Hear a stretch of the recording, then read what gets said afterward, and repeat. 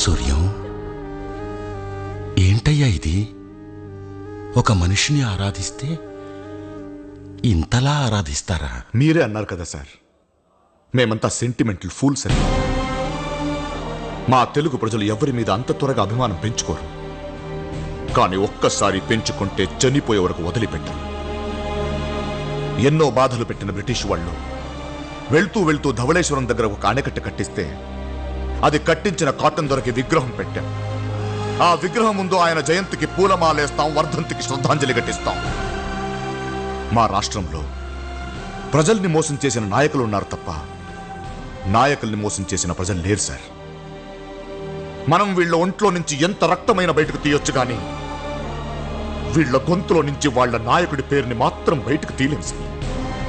నాకొక్కసారి అతన్ని చూడాలనుంది.